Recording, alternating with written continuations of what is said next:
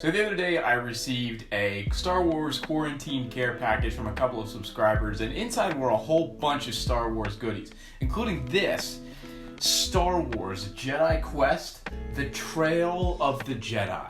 This book actually sparked some ideas for me to do a book review on it, so you really never know with this franchise. You gotta give everything a chance, no matter what it looks like on the cover. And just a quick history lesson on the book. It came out in 2002, May of 2002 to be specific, so it's somewhat dated, but we all know what happened in May of 2002.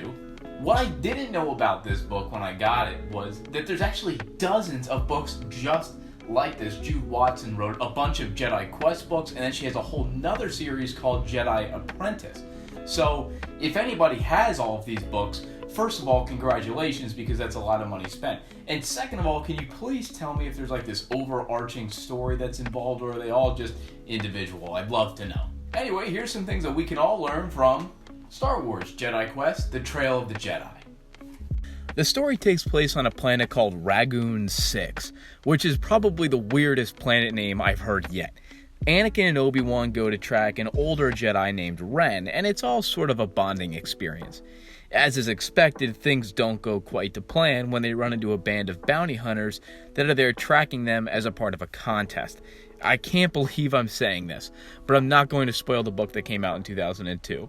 But it's an interesting mystery. Back in the day, there wasn't a Lucasfilm story group. Stories would just run over each other with no regard.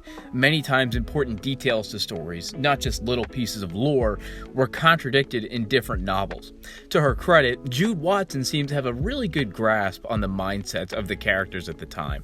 Throughout the book, Anakin struggles with himself. He's rash, and he often jumps the gun on many of his decisions to show off to Obi-Wan. He even shows hints of the compassion that will get him into trouble down the road. He's trusting and caring, but he also lets it get in the way of the tasks at hand. Obi-Wan is often overconscious of his actions and Anakin's. He really misses Qui-Gon, and he doesn't outwardly show it in order not to disappoint Anakin.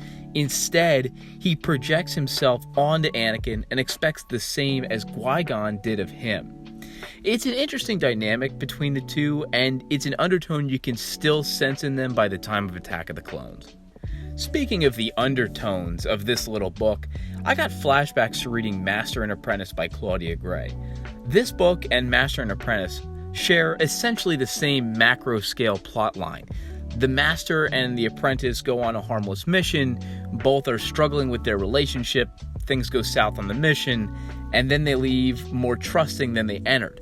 I doubt that Claudia Gray read this and was inspired to write her most recent masterpiece, but I also wouldn't be totally surprised.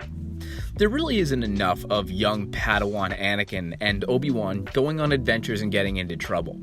Charles Soule's Anakin and Obi-Wan was really good, and a lot of people liked those issues. But since then, we have had little to no looks into their lives post-Phantom Menace. So here's the pitch. You know how we all love the animation style on Galaxy of Adventures? I think Lucasfilm needs a dedicated writer, a producer, and some of the animators, and start producing a series of shorts around a young Anakin and Obi-Wan after the Phantom Menace. What a great way to get back into the last era in between the movies that really hasn't been covered all that well yet. I think there's a lot to explore with Anakin and Obi-Wan's state of mind. Their mindsets and their realities are mirror opposites. Anakin believes he's doing great, but really he's starting his downfall.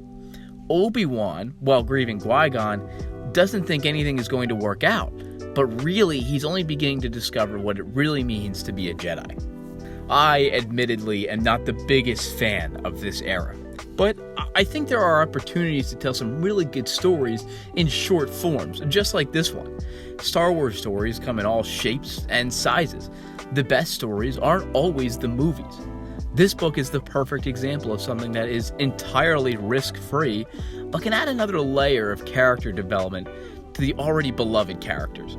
Star Wars Jedi Quest, The Trail of the Jedi was a fun little read and made me hope for a fun future with Anakin and Obi-Wan.